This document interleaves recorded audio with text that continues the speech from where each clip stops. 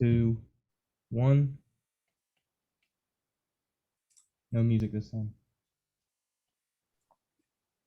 Hello, everybody, and welcome to take two of TV Talk, brought to you by the Ayn Rand Center UK, where we talk about popular television shows and throw in a little objectivist analysis in just for good measure, and sometimes compare the shows to Atlas Shrugged and other Ayn Rand works. Today with me, we have the usual suspects, Jennifer Bouani and Jacqueline Schumann, the two amazing creators of the TV show Strike, soon to be a hit TV show on a network near you, and our great emperor behind the scenes, but resident expert on Mad Men, the current show that we're doing now, Rosie Ginsburg. Rosie Ginsburg, your namesake on the show, pulled a Van Gogh and cut off his nipple, driven crazy by the new IBM computer. But we'll talk about that later. Before we get into the minutia of season 6 and 7 and an overall view of the show, we got to do some house cleaning like we usually do. Hold on just a second, though. I can't see the chat. Rosie, can you see the chat? It shows me the chat. It doesn't, I don't think anybody has typed anything, but yeah, it also says we only have one viewer so far. So I guess people will be joining. Okay, because the link, just so you know, so I can monitor the chat. Dylan, the link that you posted, I can't, it's going to the same link as before. So it's not the actual, it's not the new link. Who's the one viewer? That's probably me, because I am with, yeah. So we're talking to ourselves. We're talking to ourselves. Isn't that a Talking Head song? Is it? I think is something like that. Okay, but this Dylan, link doesn't work. Okay, let's try. This link doesn't work. No, that doesn't work, Dylan. We need the link that works. Right. That link does not work. That link takes me to the 7 minutes that we talked and that nobody could hear us. I will send Dylan the link. I'll send it to you on Slack, the one that I'm watching this through. And, yeah, it's all, every link that you keep sending. Okay, there's a different link that you're sending now. Okay, and now I'm seeing it, and now I can see people. Now I'm going to say, can everybody hear us? Hear us now.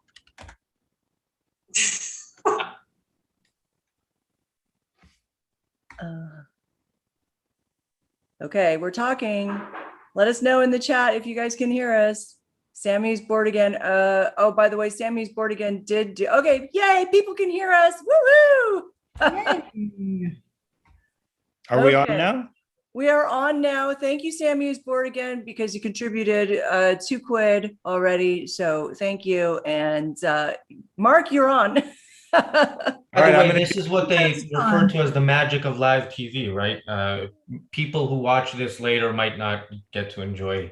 Rod Steiger told us a moment that took place on live TV. He was actually in the show. I don't remember what the piece was, but they were on an airplane, and the guy the guy who was sitting next to him had a line, but he had forgotten the line. So at some point, he just stood up and said, "This is my stop," and he left.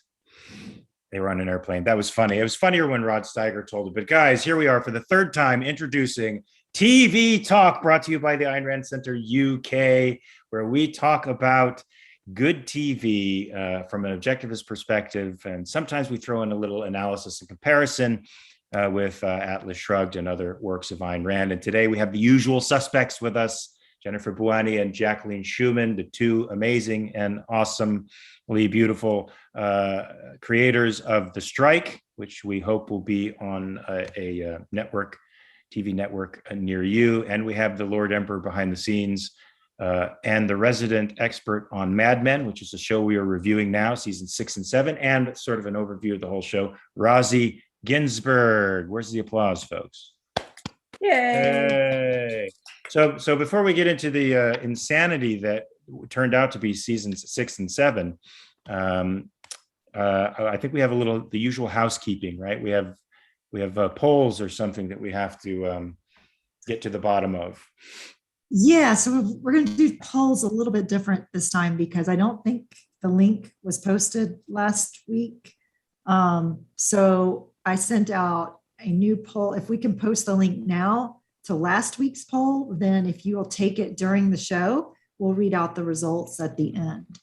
And just as a reminder, this is what the poll was. It had to do with Pete, what he should have done. It was a scruple, like an objectivist scruple. What he should have done with regard to Don's security clearance background check. It was a $4 million defense contract that Pete had worked really hard to achieve, but then Don said, you got to stop it because I can't have the security clearance. Find out who I really am because I'll probably get arrested. So here are your three options. First of all, did we post the link, Jax? Yes, we did. Okay, here are the three options. Number one, Pete should do exactly what he did. Drop the account and wait for Don to repay him when he feels like it. This turns out to be when the partners have chipped in $50,000 to stay afloat. Number two, drop the account to protect Don, but Pete should tell him to come clean because he's not going to lie anymore and he's not going to take it from him again. And then option number three is he should keep the account and the glory that comes with it, but know that Don will be arrested and the firm will lose him. Okay, so let us know what you think. And That wasn't last week's thing. That's this week. That was last week's, but I think that we didn't actually post it, and so we didn't get any responses. So we're posting it now, and by the end of the show, we will see how many people respond to it, and we will reveal the results. So everybody, go do the poll now while you're still listening to us. Of course. what's the Ayn Rand play where a part of the audience is the jury and whatever their verdict is determines their Night of January philosophy. 16th. Night of January 16th, correct. So whatever you vote in this poll tells us a lot about you. And so I just want you to know we see you. So, all right, guys. So we just finished off Mad Men, 7 seasons of insanity, and 6 and 7 did not fail to intrigue. And folks, chime in anytime because I miss massive swaths of information sometimes when I'm going back over this stuff because the plots are highly complex. There's how many main characters? There's 7 or 8 main characters. Don Draper isn't the whole goddamn show. And all of these guys have subplots and storylines going on, arcs. And so it's sometimes a little difficult to keep track of everything. In addition to the advertising agency itself, which is a character that's going through the same types of crises and changes that we see going on in the world at large. And I thought season 6 did a particularly good job of integrating history with our imaginary circumstances. And in this particular time period, I think was between 68 and 1969. I don't know the exact months, but a lot of crazy stuff happened at that time in the world that sort of highlighted the schizoid personality of America. On the one hand, there was incredible strife and moral crisis, and that's demonstrated by the assassination of Martin Luther King, the assassination of Robert Kennedy, and the riots at the Democratic National Convention in Chicago. There's extreme political unrest. We're a country in flux. We're a country morally second guessing ourselves, and then that's sort of punctuated by this momentous achievement of the lunar landing, and all of the human drama within the advertising company takes place within these terrible tragedies.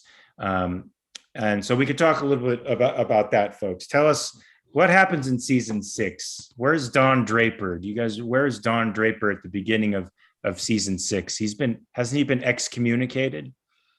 He's not been excommunicated yet. That's the beginning of season 7. Is that season 7? Okay. Yeah. In the beginning of season 6, we find him in Hawaii with Megan. And, that's right. Yeah. And having a lovely time. And then he and yet another example of how Don Draper does so much better with strangers than he does with people that he knows. That's a really big theme over the entire series. When he's in Hawaii, he meets Private, I can't remember his name, but he meets— Doesn't matter. A guy going off to Vietnam. the army private, and becomes his, actually gives away the bride, the person that he's engaged to, on the beach. And it was kind of this beautiful moment that Megan captures. And it looks like everything is going to be just great with Dawn and Megan, but that is not the way that season 6 actually played out. We come back from Hawaii, and Dawn has to kind of go back to the real world of advertising. And there's this moment where he's standing in the office and he hears the waves of Hawaii. And so he's very nostalgic over that. But there's also a wedge between he and Megan, I believe, in season 6, isn't there? Isn't there another dalliance going on? Yes, Sylvia, the hated Sylvia, has their. Why the hated Sylvia? Why is she hated? It's because it's, I gotta say, it's one thing, and maybe I'll stop and after this I'll let Rozzy and Jennifer chime in. It's one thing for Dawn to have an affair with women who are not in his wife's circle, who are, who sort of at least have the decency and respect to stay away from his home life and being involved with his children and whatnot, except I guess the teacher who, okay, so I guess I just totally invalidated myself. But it's another thing when, but the teacher isn't rationalize Dawn's affairs. They're all over. But Sylvia was doing it just, I mean, she was friends with Megan, and they were neighbors, and they would go to each other's houses, and it was just, I don't know, something just really seedy about the whole thing. All right, Rozzy, you've defended Don Draper's illicit affairs for quite a while now, so defend this. Well, I didn't really defend them. I just said it's probably not as bad as maybe the writers would like us to think. But yeah, it is, he is married and he has affairs, and then he gets divorced and gets married again and he has affairs. No, that's not okay. So in case it sounded like a defense, I did point out in the past that, he has emotional connections, that he's not usually going around, picking up strangers in bars. But yeah, this one is particularly disturbing, I think, because she's a neighbor, because they're close friends. She's friends with Megan, he's friends with the husband. So it's a very self-destructive move, and to me, what's great about the writing is that the writing is very consistent. Very consistent. Now, would you consider this sort of deterministic? This guy grew up in a whorehouse. He had an oppressive sort of adopted mother who beat him and didn't love him. He didn't experience real love, except he experienced affection from a prostitute who sort of forced herself on him. And that lack of bonding, that lack of ability to connect with other people translates over into almost every aspect of his life. It translates into his business, and it even contaminates his relationships with women over time. What do you think this is saying about our past and our capacity to overcome our past? I mean, if you look just at his upbringing, you would expect him to end up on the street. You wouldn't expect him to be a successful creative director. So I think he is proof that that we're not determined by our upbringing and our past. That being said, I keep thinking he is basically Reardon in the beginning of Atlas Shrugged. He is super productive. He doesn't really have a proper, clear philosophy, and that negatively affects his personal life in a very different way that it affected Reardon. But Reardon, Reardon had made mistakes in his personal life and stuck with them, and Don just kept making more and more mistakes. So, and he never seems to learn from his mistakes. He keeps making the same ones over and over again. Then he does what I think is the ultimate sin, when he gets caught having sex with Sylvia by his daughter. He knocks on her door and tells her she doesn't understand what she saw. He was just comforting her. Now, to me, that is an even greater sin Yeah, that's than having gaslighting. sex with the neighbor's wife, because he is setting in motion the process of neurosis in a kid's head. So now she can't trust the evidence of her own senses. That's actually evil in my point of view. Yeah, I think that was the worst thing that he ever did. I think was lying to Sally about it, and it's unforgivable. Even when at the end, I believe at the end of season 6, he takes his children to see where he grew up as some sort of act of remorse. But the fact that he gaslit Sally, like, what you saw, it's not what you saw. Well, he takes him to see his home. This is after he's more or less been let go from Sterling Cooper, right? I think so. This is after a rare moment of honesty. He pitches Hershey, and it's a beautiful Norman Rockwell setting that made me even cry.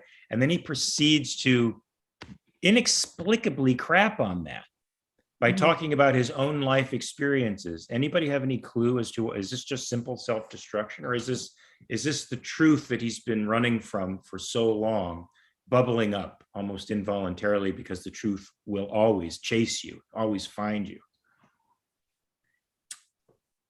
I see it as bubbling up more than he's trying so desperately to resolve what's going on. He doesn't know how. He's not like he's going to therapy to get some professional help here. He's just fumbling his way through it. He's drinking. He's constantly falling off the wagon. And so these moments, these are like bursts of authenticity, are to me him trying to solve his problems in an innocent way. And that is something to. What do you think, Rosie? I was just going to say, yeah, it was bad timing, but it was a great sales pitch for Hershey. I mean, I was sold on it. So. You mean his personal story? Yeah. I actually was moved by it. I was moved by it. I don't know if you're joking or being sarcastic, but I was moved by it. I thought it was a rare moment of authenticity with him, and it really touched me. So anyway, so Don Draper is once again on the skids and heading down.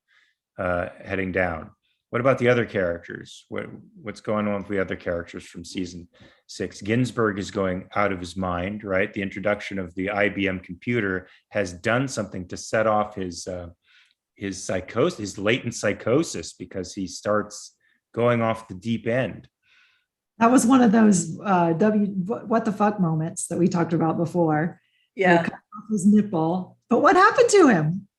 No one went to visit him after that. It was what was funny was Matthew Weiner was talking about how, like, he would go back to AMC and every episode they'd be like, okay, what's the oh shit or the WTF moment here? And you could look at every episode and find that, what the fuck moment. It was definitely the Ginsburg cutting off his nipple. And I mean, that was just, I think somebody in the chat was Christopher. Oh, and by the way, Christopher, but thank you for the Canadian 149 super chat. But he was saying mental health is way more stigmatized in the 60s. And yes, absolutely. I mean, there was still the concept of this was an era where shell shock hadn't been identified yet as PTSD. And where if you grew up in a certain way, like, you remember, this is going back to like season 4 or season 5, but it was Sally's new grandmother-in-law, I guess, so Henry's mother, who was giving Sally like life lessons. This is in the midst of the killer that had slashed all those women, but she's giving her life lessons of, yeah, you know what, when I was 9 and I was walking into the room, my father tripped me and made me fall on my face, and I said, what was that for? And he said, that was for nothing.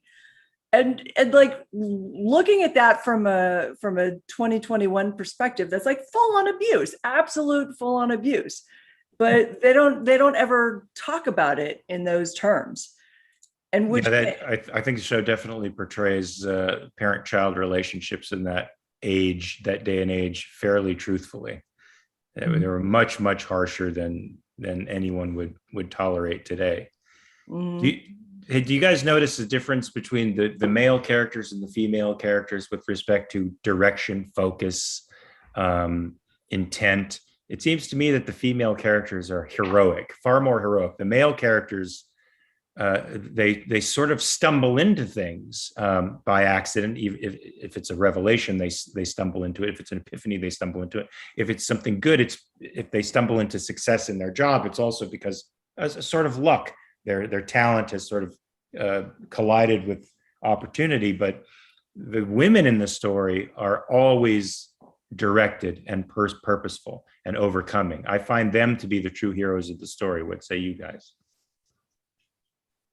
First of all, I just wanted to say that when Michael, and I'm going to use his first name rather than his last name, when Michael cut his nipple off, that you don't want to associate with Ginsburg?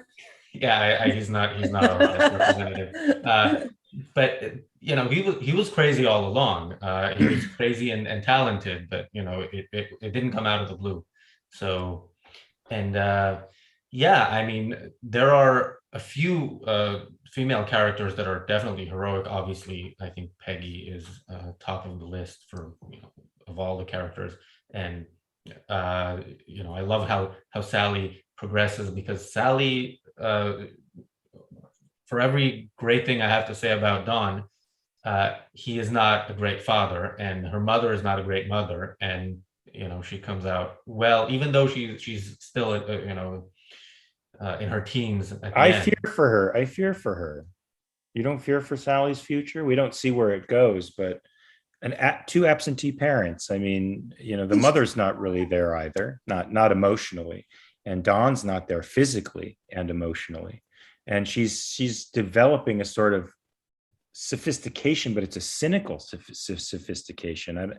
She seems, her innocence has been busted. I mean, in a big way, and way too young. Yeah, but when she knows that Betty is about to die, I think she sort of she realizes she has to become the adult. So yeah, I think she'll be fine. I think she will too.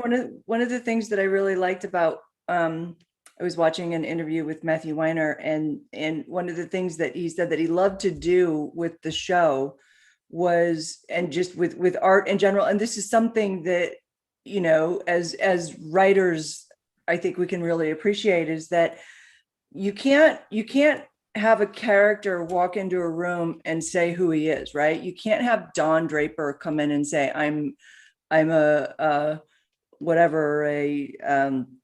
overblown football player, the way that what's his name, Jim Cutler, I think, said to the character that Harry Hamlin played.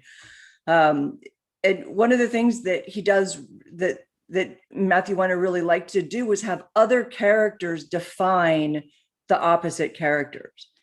And because nobody would ever say the truth about themselves necessarily, unless they're in some sort of therapy session. But one of the things I really liked about going back to Sally was when she opened up the letter that Betty wrote to her. She wasn't supposed to open it until Betty died, but she opens up and she reads the letter, and and it literally, it made me cry, and it made Sally cry.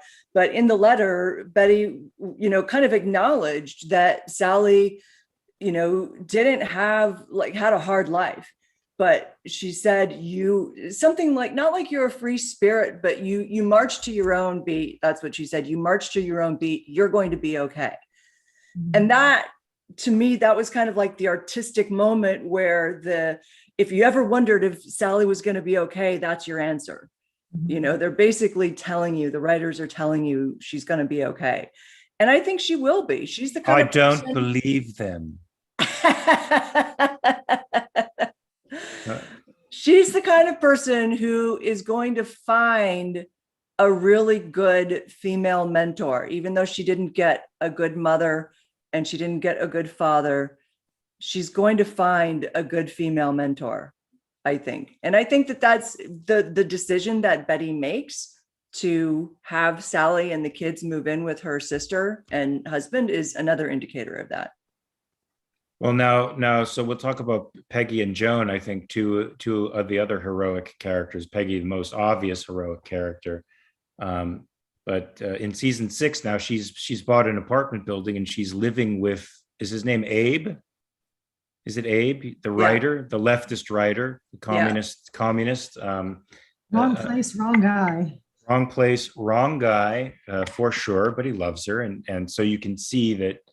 You can see the level of her self-esteem in the men she chooses. It's not the ideology, of course, would eventually get in the way, but the man seriously loves her. So she's got a very, very strong sense of self-esteem. But she eventually finds the guy who I think is right for her, and that was a good fit. And I was hoping for that fit all along.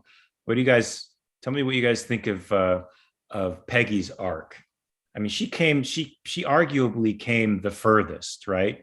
From a Catholic girl in a repressed home, very parochial, inexperienced, innocent, really not knowledgeable at all, to a world weary. I mean, when she enters the new offices in New York, in the sunglasses, slightly hungover, with a cigarette hanging out of her mouth, owning the world. That is carrying that painting, carrying the octopus, carrying the amazing octopus thing. That is that picture of her entering. You could just set it side by side with her entering the first advertising agency and see an amazing character arc, such growth and confidence, and she even found the right love. And she found the right love. That's a great arc. What do you guys think of Joan?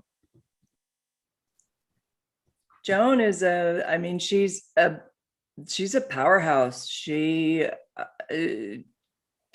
What's interesting about Joan is that she doesn't have the same kind of developmental arc that Peggy does. Because Joan, to me, Joan started out with just like boatloads of self-esteem. Joan was always a strong person to me. And what's great about Peggy's arc and what we love about writing arcs like this is that Peggy really starts from a lower place, I guess, and she just like skyrockets and she goes through ups and downs. Joan definitely like bad shit has happened to Joan with that horrible husband, with the proposition in season 5 of having to sleep with the guy in order to make partner. Joan is kind of one of those characters who, like, you definitely know she's always going to be okay.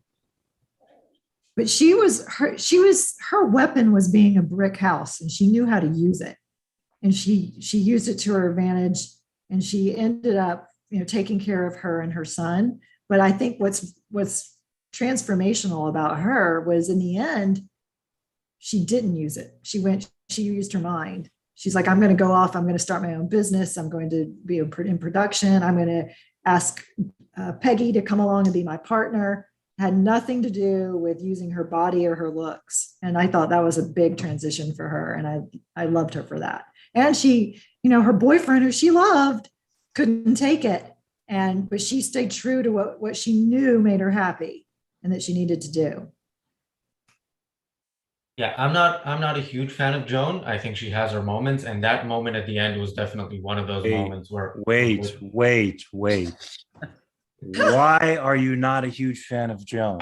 Well, first of all, there was that proposition, but she accepted it, she basically had done that to some extent. She used her body in ways that I didn't always approve of. Definitely when she accepted a partnership in exchange for sex, and but again, she does have her moments, and that moment at the end where the boyfriend wants her to not answer the phone, wants her to not basically have a purpose in life other than him. Well done to her for not accepting that and answering the phone, because she wanted to start her own company. And on that point with Peggy, I think that was an interesting thing, because they kept, throughout the 7 seasons, they kept making McCann and all the big agencies look bad, which I kind of thought was a, kind of a leftist message that they put in there, like the big guys, the successful ones are always the bad guys. But with Peggy, you see that she made the choice to stay there, and it was the right choice for her, even though she could have started a company with Joan. She could have been partner, and that would have been, and she would have been successful there. But she made what is, probably the right choice for her. And as Mark, as you said, she walks in there owning the place, and her arc romantically also, she starts at the lowest possible place with Pete Campbell, and then she gets an upgrade and goes for the communist writer, and at the end she ends up with Stan, who also in the few seasons that we saw him also improved, I think, quite significantly. So he did. What I love about the women is they go into everything, even Joan going into that terrible proposition with their eyes wide open. They are not fooling themselves about why they're doing what they're doing. The men, I can't say the same things for them. They're often deluded, running away hard through alcohol, sex, or in the case of Roger, LSD, and immersing himself in the counterculture. I mean, we find him in season 7 in bed with men and women in his hotel room, naked hippies everywhere. And, but you don't see that same kind of, evasion going on in the women. Yeah, they don't take as much agency as the women take. I don't see agency at all. Yeah. Anybody? Does anybody see the agency? Well, I think Dawn, in season 7, Dawn does go through yet another transformation, and I know we can frame it as, here's yet another transformation of Dawn's, and will it take? But Dawn finally does come to terms with his past and accept it. In that scene when he it was like an Islam type of meditation camp. It could have been a silent retreat for all we know, but or the equivalent of it. And when he's in the group setting, and when I call him the refrigerator guy, his name is Leonard, and he gets in the hot seat and talks about how he's just not seen. And Dawn recognizes himself in this man, because Dawn's never been seen as Dick Wickman or, as the real man that he is. And so he goes, so that moment to me was Dawn's most introspective moment ever in the entire series, was when he goes up to Leonard and he just hugs him, and they both just bawl their eyes out and they're crying. And that was, so there was some kind of, I guess, agency that Dawn took there, which was the agency to actually embrace his past and accept it. Whether that he's going to go, I think he's going to have multiple more benders, and it's not like he's going to, you don't come out of season 7, the end of season 7, thinking Don Draper's a new man now. It's just he's accepted something about himself that he's never been able to accept over the entire series. But I want to just briefly, before I get behind, thank people for their super chats, and we do have questions. Sammy is bored again, £1. Thank you, Sammy. And Louise with hippos and £5. Hamad and Sammy is bored again, also with another £1. So thank you. Hamad asked the question, or makes a statement for $10, saying, Peggy's phase with Abe was really painful, but her development was so good. One of my absolute favorite characters of all time. I think we can we all agree about that Peggy is one of our absolute favorite characters in Mad Men, at least. And then Hamad has another $10 question. Losing Bert was heartbreaking. Dying happy while watching Human Achievement, which was, yes, that was beautiful. The moon landing, how so sadly poetic that Bert died when he was watching Man at that time at his greatest achievement. And Hamad continues, a giant character, although they tried to make him a racist and a socialist in Dawn's visions. Yeah, there was an aspect of that. If you guys Where was this? Where was the socialism? I know the racism was when he tried to get Dawn off of the front desk because he didn't want people seeing a African American receptionist at the front desk. yeah, I don't see the socialist part. Unfortunately, that's probably a part of the times and accurately reflects, the various flaws and contradictions that these people held. He could be a good guy and a good businessman in other respects and be utterly foolish as well. But where was the socialism? I don't recall that. I don't recall that either because Bert, to me, he was the big proponent of productivity and capitalism and Ayn Rand. He was trying to get Don to read Atlas Shrugged all the time, and in fact introduce him to Ayn Rand. So I'm not sure. I agree with the racist part. You could see that. Razi, do you remember anything about socialism? No, Hamad, if you want to tell us, it can be in a normal chat, and we can, if you want to specifically point out where the socialist part was. But yeah, I completely agree that the way Bert dies, they show him In wonder. Yeah. It was pretty great. So what about there's some strange scenes where I feel like the series shifted. We were in a different film when I felt like we had moments of the Sixth Sense with Don, where he sees Rachel, where he sees where he has the vision of Cooper. He's communing with the dead, so to speak. What's that all about? By the way, Hamad clarifies that he means when Cooper, I think this is the first time we see Don communicating with the dead, was the song where he says the best things in life are free.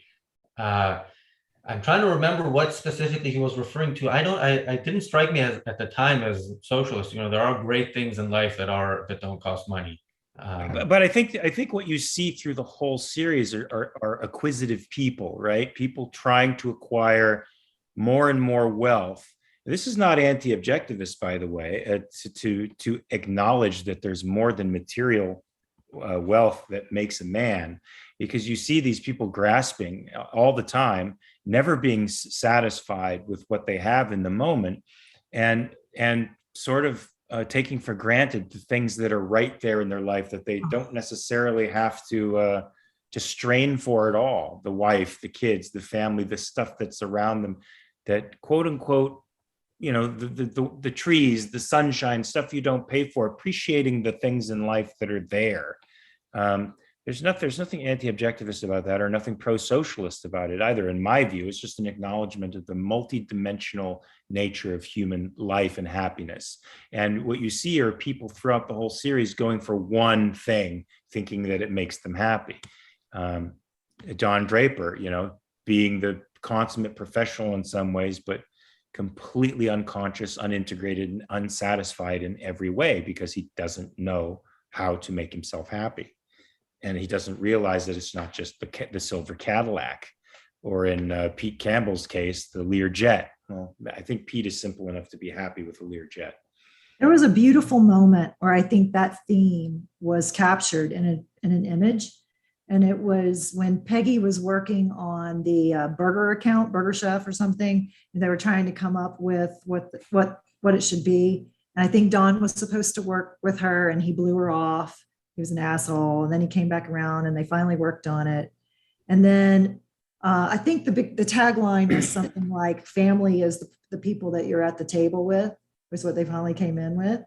And then they end that sequence with Pete and Don and Peggy sitting at the table at that restaurant, and it zooms out, and it was just like, these are these people searching, and they're not even looking at the people that they share a purpose with. They're all fighting for the same thing in life, and this love and advertising, and they've been working together for almost a decade. And they are like family, and I love that. I thought that was really nice. Do you guys think that Pete Campbell earned his redemption? No. The thing is, he basically starts so low that anything he does is going to be better than where he is at the beginning. So yeah, he's not as bad at in season 7 as he is in season 1, because how could he be? But I mean, even at the end, I mean, he gets this great job because he's a great account man. And if you look at at least how that role of account man, Well, he gets the job because he double teams with another shyster. I mean, basically, they con somebody into giving him the job. And also, and not a good man either. That guy is not a good man. Duck, yeah. And speaking of the men in the show not really demonstrating that much agency, Duck, again, in the same example of the writers making a statement about Pete's character when Pete can't say it. Duck says of Pete, effectively, when he goes to the hotel room and tells Pete he's going to get everything that he wants, but Duck says of Pete, you're charmed. You're just lucky. It's fate, Pete, and you don't really, he doesn't say like, you earned this, you got this. He's like, you're just magic. And that I thought is so different compared to what Peggy does to earn her title, what Joan does to earn her title. And Pete is just charmed. But I also want to say something about the song Bert sings, the everything in life, or all the good things in life are free. I think that was one of those double meaning songs, even that we know what that song actually means. We know that it means all the best things in life are free, like you don't pay for it. But the way that Bert sings it and the way that Dawn reacts to it, I got a different understanding of the word free. I felt that it was like the best things in life are free, like freedom. And because he sings it with such freeness, like he's not that he, is no longer part of this world, but there's something that I think I don't know if I'm right or wrong about it, but he does it in such a way. He sings it in such a freeing and happy way that I think it could be sort of seen as that as well. I think it also has to do with the acquisitiveness of the people who are in the show. I mean, what does Don do when he finally goes on his road trip, when he follows that impulse to just get up in the middle of a meeting and leave and drive west and not stop till he gets to the Pacific coast? He gradually is shedding everything that he has. Mm-hmm. He just is great until he basically arrives on the West Coast with nothing. A JCPenney bag. That's it. His little JCPenney bag, which I thought was great. He never turned it into a suitcase or anything. Yeah, I mean, I can appreciate the idea that there's more to the world. There's more to a human life than making money and being a professional being. But do you get hints of that anti-materialist kind of theme in any of that?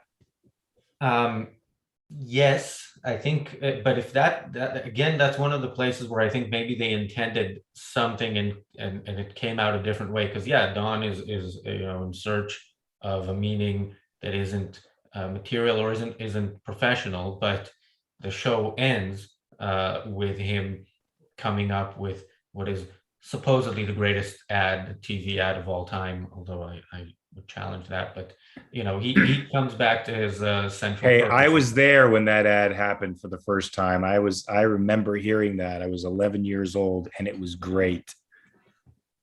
It was truly an inspirational ad, especially coming on the heels of the 60s, which were just, I mean, strife and warfare at home, warfare abroad, political instability. We're starting to swoop into a economic recession and stagflation, and that the world was just sort of paralyzed in a way. And to see this, it was like a breath of fresh air. I was like, see that commercial is sort of like approaching an oasis after spending a lot of time in the desert. It really was something special to behold. But I think you had to be there. And the fact that they because now we see Super Bowl commercials that are so funny and ridiculous and creative. It's like we forget the naivete at the time, or the naivete that we were losing as a nation, and we're quickly sort of rolling into a cynicism, and to hear something so innocent, it brought back a sense of Americana that had been dying at the time. So I don't know, I thought it was pretty cool. All right, I can accept that. I still can't accept your view of Megan, but Okay, now we have to talk about Okay. Megan. I have the ladies here too, I think, who can help me. Maybe you've gone over to Rosie's side, but I'm even more convinced through 6 and 7, even though she had a threesome with him, which I thought she was just trying to be generous to her, wandering-eyed husband, which to me made her better than, not crazy, just made her really trying to accommodate what she thought were his needs. I see her as a very loving, giving, innocent human being, who fell in love with the wrong man. As Betty says when she screws around with him, and he's talking about Megan, the worst thing she could have done basically was fall in love with you. That's not the way to get to you. Showing her moment of wisdom. Every once in a while, Betty comes up with something, and you're like, wow, she's actually sort of smart. But Megan, the whole time, an innocent, loving, open-faced, naive person who wanted to live, who just wanted to live. I mean, if I had to live with that sourpuss all the time, every time he walked into the house, he looked like he smelled like he farted. If I had to live with that, I'd be like, get the fuck out of this house. She had infinite patience with the man. Go ahead. Now tell me she's crazy. Yeah, so again, Don is not doesn't seem like a good romantic partner, but that doesn't justify, we had, as many subscribers of our YouTube channel know, we had this great show, which is on hiatus now and hopefully returning soon, with Nikos and Maria, Flirting with Reason, where we try to understand, a topic that is not easy to understand. And I think there may have been an episode, and if not, there will be one, about red flags. And to me, the number one red flag was always, if once again, if somebody makes you a bowl of dry pasta and then throws it on the wall, that's, that alone is bad enough to just react with violence when somebody. I know we've already been over this. Violence, passion, not violence. She didn't smack him. She threw a plate of spaghetti against the wall. Yeah, and next time she could have thrown it, directly at him and killed him. This is very interesting. Ladies, what do you think? So that moment, I thought maybe she was going down a crazy path, because she was getting angry, like overly angry for little reasons. But since then, I admire her for following her dream and going through with going out to LA. And yes, and I saw what you see, Mark, that was an innocent person who loved him and was trying to make it work, and just, it wasn't going to work. And what we're not experiencing directly is those little things are being left at the dinner table for 2 and 3 hours with no call, or him staying out all night with no call, no fair warning that he's coming home. Do that a couple of times, you're going to get pretty pissed off, because the person is telling you in no uncertain terms that you don't matter to them. Yeah. And that would get me mad too. I'd probably throw more than a plate of spaghetti against the wall. What do you say, Jax? I can agree with Rosie about how the act of throwing something, I mean, in the confines of, or within the boundaries of what could be considered abuse, is the act of breaking things, even though you're not actually breaking the person's face, you're not actually physically making contact with them. The idea that you can just take something and break it to the person who is the potential victim, they can start to think, oh my God, that could be me next. But that has to be a pattern. That's the thing. Like, for Megan, I think she kind of had I think Megan had a phase of out of control, sort of like, I don't know what to do to get like everything was so great with Dawn, and we had this wonderful chemistry, and we were so on. And then for reasons that she didn't understand and couldn't make sense of, and it's the same thing that it's the same harkens back to Betty telling Dawn the worst thing that a woman can do is love you. That's the fastest way to push you out of their life is to love you. Megan couldn't see that. And so while, yeah, that was a crazy move to throw the spaghetti up against the wall. But she has since, I agree with Jennifer, that she since got her bearings, and she became far less crazy and far more normal the more she accepted the fact that her and Dawn, that she couldn't be with him. Because, you know, I hate to say another person makes another person crazy, because we all make our own choices, but that's possible. It is possible. Like when Yeah. you're gaslit by somebody, when a person makes you question their reality. And, you know, the one thing that has bothered me for the entire series of Mad Men that I wished they would have addressed is, how is it that Dawn can come home after sleeping with a woman and not smell like it? like no perfume, the sex smell, the just grunginess. Not have a disease. How do you have a disease? There was one episode where he goes in and washes his mouth with, what was it, like dishwasher liquid or something, or Washed his mouth out with soap. I don't remember that, but I mean, here he is. He's on New Year's freaking Eve. New Year's Eve, he goes downstairs and goes down one floor and has massive sex with Sylvia, comes back upstairs, doesn't even shower, does nothing, his shirt's untucked, climbs into bed with Megan. You don't think Megan is going to smell that? And, you know, so I think they do intimate later on that Megan was pretty well aware of the stuff he was doing. I don't know any women who aren't aware of that stuff. They just know it. They just know it in their bones. Even if the person has tried to hide it, there's no way it can be hidden. So to a degree, I forgive Megan a lot. Maybe I'm crazy, because I thought the spaghetti against the wall was completely justified, given the fact that he was banging Sylvia. Yeah. He's lucky she didn't do a Lorena Bobbitt on him, for crying out loud. There's a character that I don't think we've spoken about or not spoken about much that I actually want to bring up in this context, and that's Harry Crane, because I hate Harry. The thing with him that's interesting is we see him, career-wise advancing, and it's in a little bit of an uncomfortable way. I mean, he is clearly good at what he does, but you know, personally, you can't really like the guy.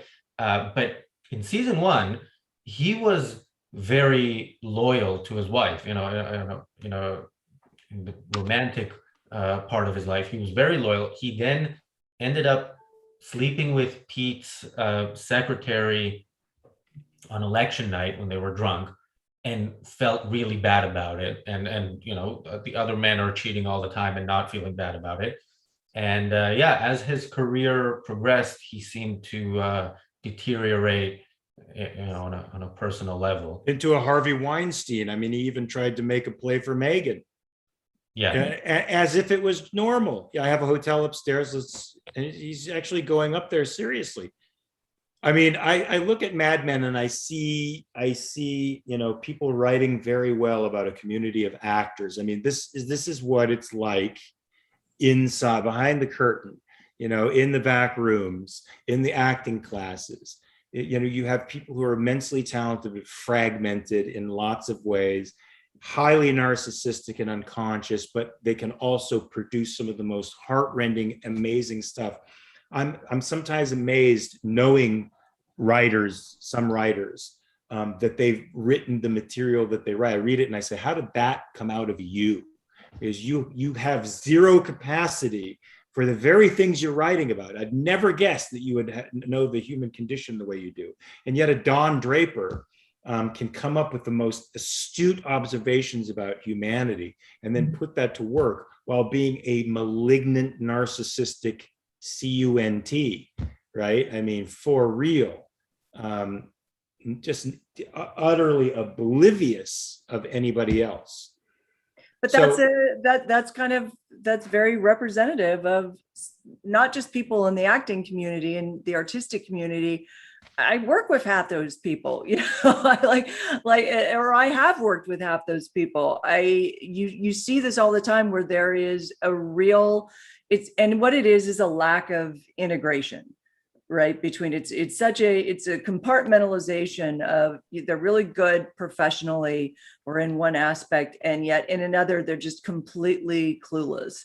And then this I think is what Ayn Rand points out so well in her fiction is characters who are so compartmentalized, and we see that with Hank Rearden. You know, he starts out very compartmentalized, but he turns into this, you know, he's always been an introspective person. He just didn't have the right, you know, kind of mentor to help guide him. And he turns into a person who becomes very, very philosophically integrated. So would you call Mad Men overall, after having watched 7 seasons, a heroic story? Would you label it that? Could we say, yeah, I look at this and I see a heroic story? I'll tell you what I see when I think back over it. So this is my first time watching Mad Men. So I've heard about it for years, and I've heard the name Don Draper. And it was a story about, if you look at it as a story about Don Draper, I would say, no, I don't think that was a heroic story. But when I stopped to really kind of process what I've just seen, I see over the course of a decade, watching the rise of women and the empowerment of women over a male-dominated society. I see Peggy, I see Joan, I see Megan, and I even see Sally, all rising to become the best person they could be in a shitty world. But the world is changing, and I love the historical pieces along the way that set you in the times in the 60s. So overall, when I look at it that way, then it is heroic. And I really enjoyed the series. I'm sad it's over, but a little relieved to not be drowning in the alcohol and the smoke anymore.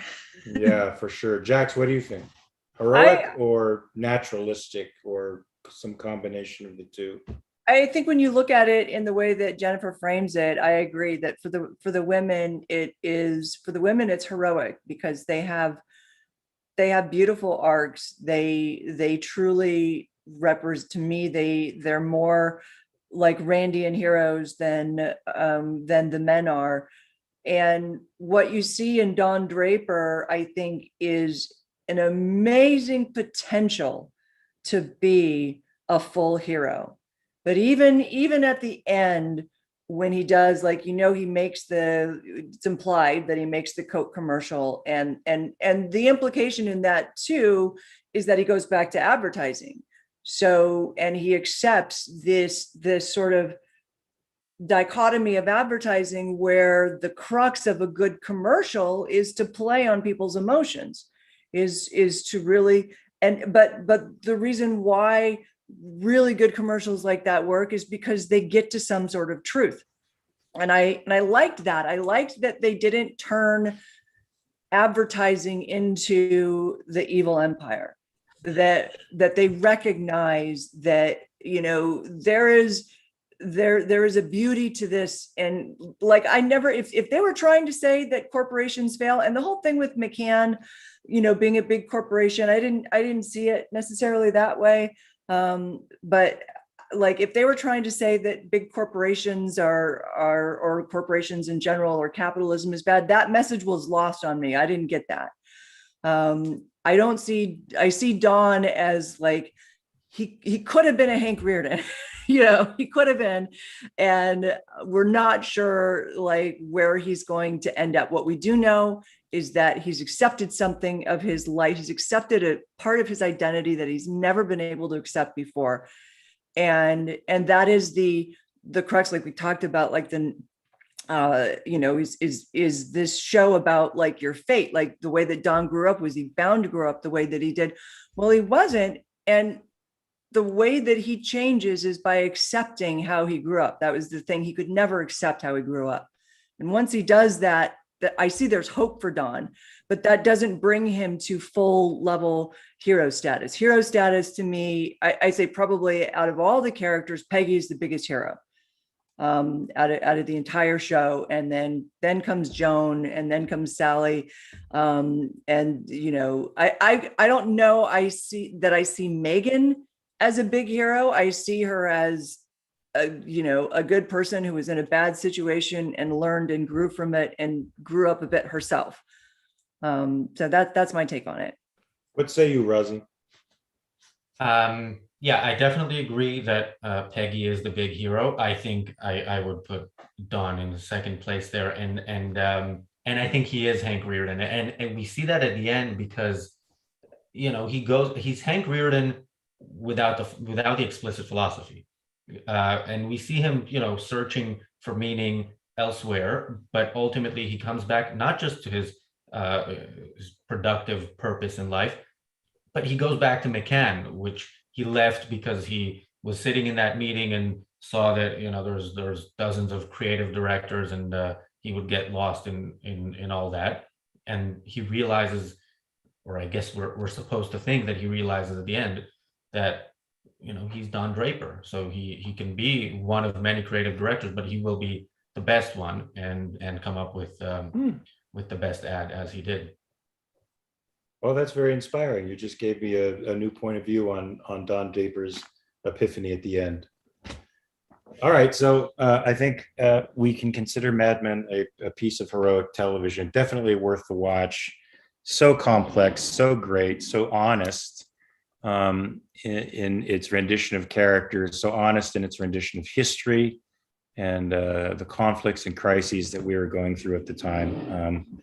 There was no hyperbole at all, in my opinion. I thought it rendered a very true picture and gave us a glimpse of heroism at the same time. So I think that was a very good choice. Any parting words respecting Mad Men before we go? Do we have any more business to take care of, guys? Is there enough that do we have to do that? Can we post the poll link one more time for those who joined late? Yeah, let's post the poll link again, because I think we probably missed that part in the beginning. So, because we don't really have any results on that. We posted the same poll that we forgot to post last week.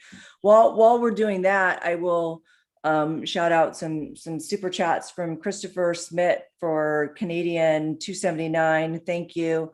Hamad makes a comment. Pete's faults, I think, are in looking in what others have. Him being successful is not enough for him, so he becomes annoying around others. Episode 5 of season 5 really captured that. I'm not sure what specific part you were talking about there, Hamad, but I completely agree with you that Pete is definitely he's the envy. He's like the face of envy. He's always looking at what other people have and what he can't get. And then Sammy is bored again with a pound. Thank you. Louise again with 5 pounds. And I think I've got, Sammy's bored again with another pound and some Christmas trees, it looks like. And I think that is it. And then we've got a link in the chat that we just posted, which is the poll. So we probably don't have time to go through the poll today. Maybe we can bring that up next week. We can take a look at it, or maybe we can post it in our notes in the show notes. But I like Mad Men has been, I agree with Jennifer. It's been a whirlwind show to watch, but I am sort of glad that it's over, because it's been really emotional, and I feel like I've been needing to check into rehab by proxy for half of these characters. So yeah, that's true. I did feel a little depressed after the show, in spite of Don's epiphany. So much had happened. I couldn't process it. So many tragic and amazing things happened. It's still going to probably take me a couple of weeks to let all that emotional life settle. Yeah. So great show, guys. The one that we're going to be doing next time is Halt and Catch Fire. Now there's a debate here whether we should do the whole series or just what is it? How many 4 seasons, 10 episodes per season, and they're about like 45 minutes each episode. Yeah, I'm of the mind that we should do the shows, the whole show on the whole show. I think that's better for people so we have to pick shows that don't have 90,000 season and 15 billion episodes to go through. So we have to break it up into individual seasons. But we can try with Halt and Catch Fire to see if we can get 40 episodes in. Well, we're going to only commit to season 1 by next week. And all right. But then whatever we come up with will stand for the whole show, even if we miss arcs because, they change. Yeah. These are good stories that are kind of plot wise, they end and begin each season. So I think we'll get a lot out of just looking at season 1. And we can decide if we want to move on to season 2. We'll let the audience, we could do a poll and let the audience decide. If you guys watch it this week, let us know if you want us to continue or if we want to move on to a different show. So, yeah. And another quick shout out to Hamad for another $10. It's been a fun, he says it's been a fun journey. Mad Men is really seamless storytelling. Agree with Rozzy on favorite characters. So we will leave it there on the end note of Rozzy.